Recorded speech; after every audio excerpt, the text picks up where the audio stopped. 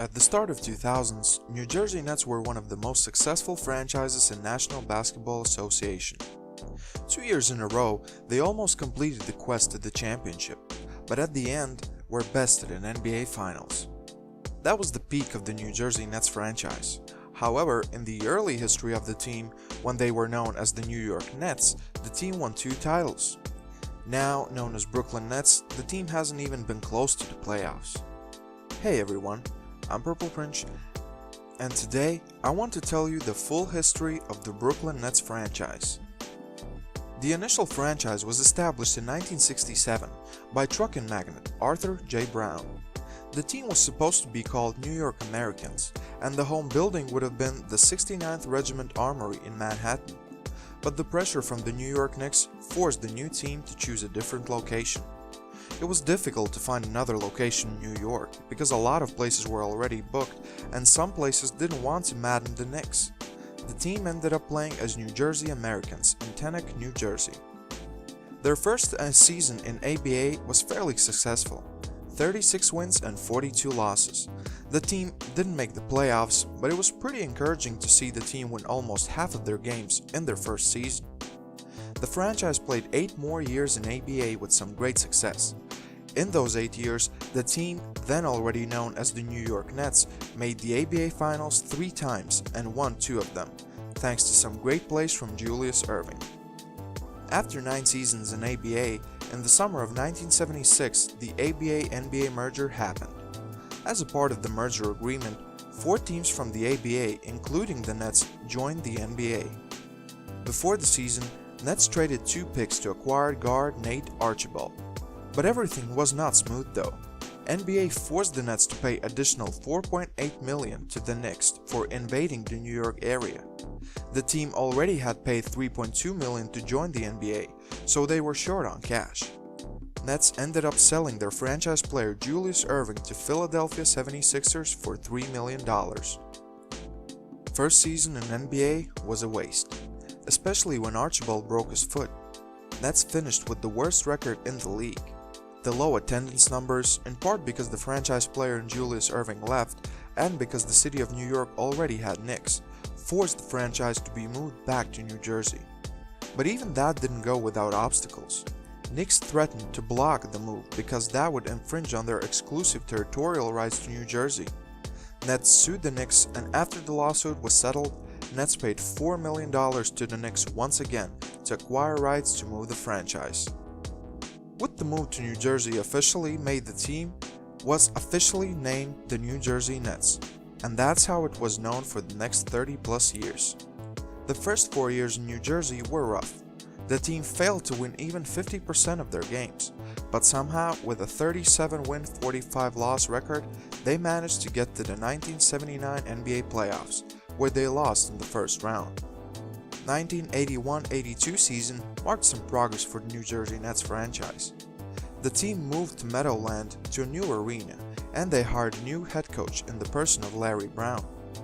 The team was looking solid, and they made the 1982 NBA playoffs, where they once again lost in the first round.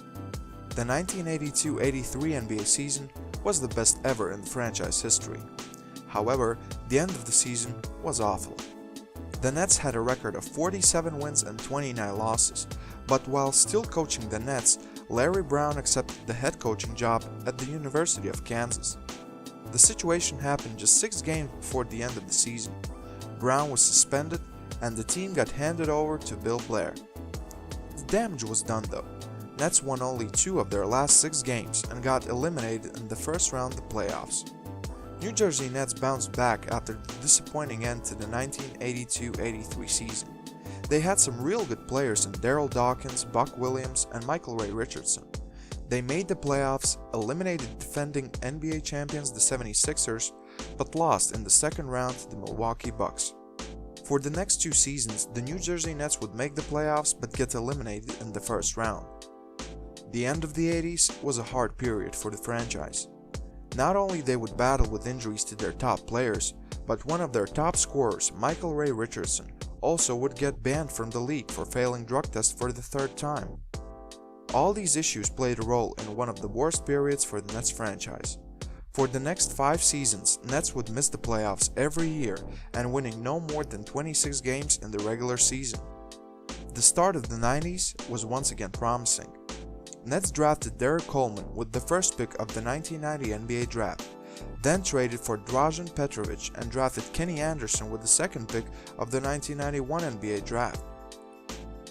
The Nets started to win again. For the next 3 years they would win at least 40 games in the regular season, but every time got bounced out in the first round of the playoffs.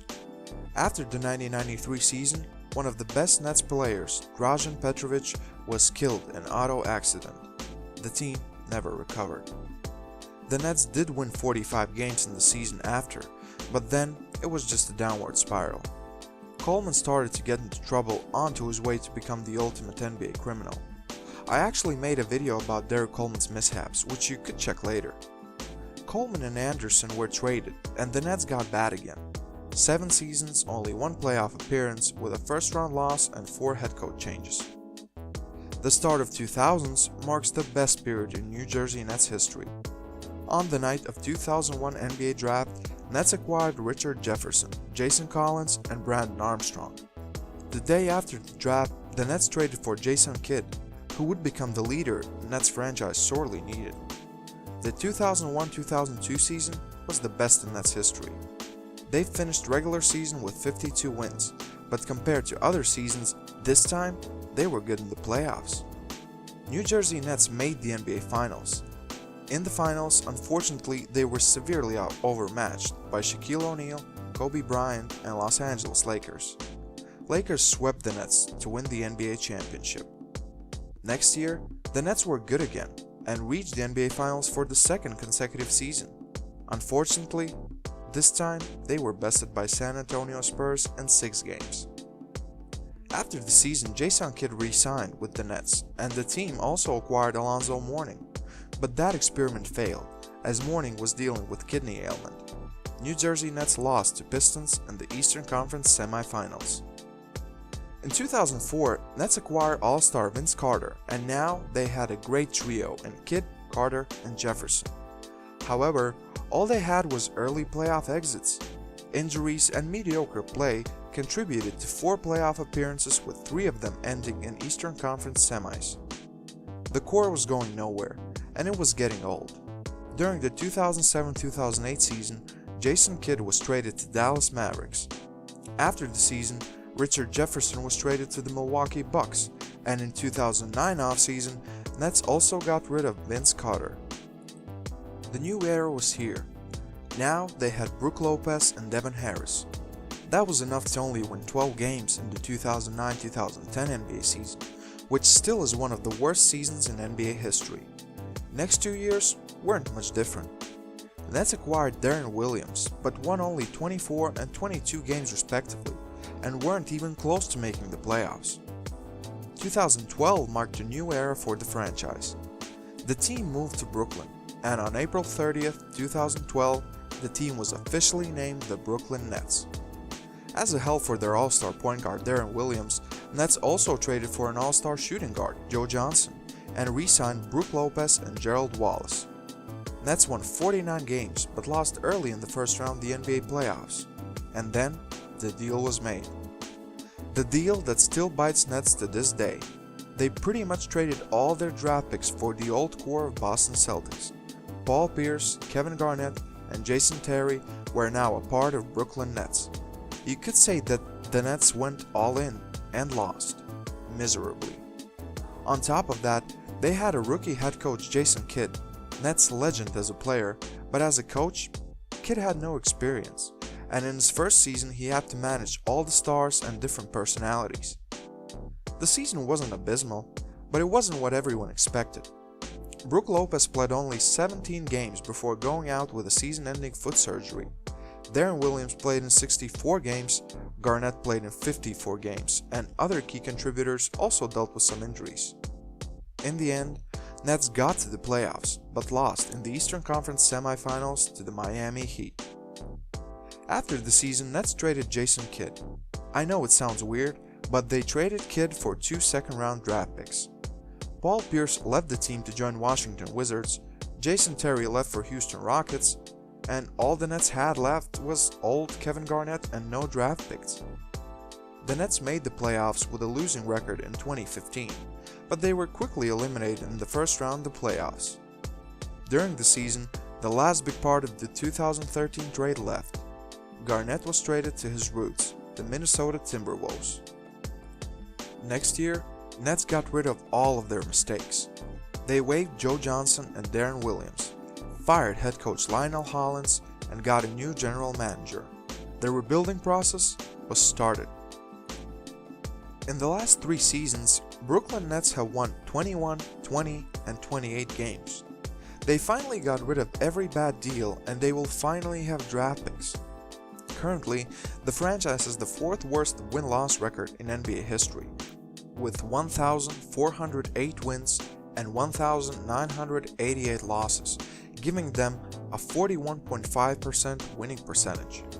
That should improve in the following years. So, how does the future look for the Brooklyn Nets? It actually looks okay now. It seems that the new GM knows what he is doing. They have some young pieces in D'Angelo Russell, Spencer Dinwiddie, and Rondae Hollis-Jefferson. So far, their draft picks have been okay as well. But the biggest question is, who's going to be the Nets' savior? I don't see anyone on the current roster who could really be that star player for the Nets, and that bait to attract other good players for the organization. I don't know what the future holds for the Nets, but I know that now they at least have one, because they actually have draft picks to pick some young prospects. What do you think, guys? Who will be the savior for the Brooklyn Nets? Can they draft a superstar? Maybe they already have one. Leave a comment below, like this video, and subscribe for future NBA content. This was Purple Prince, and I'm out.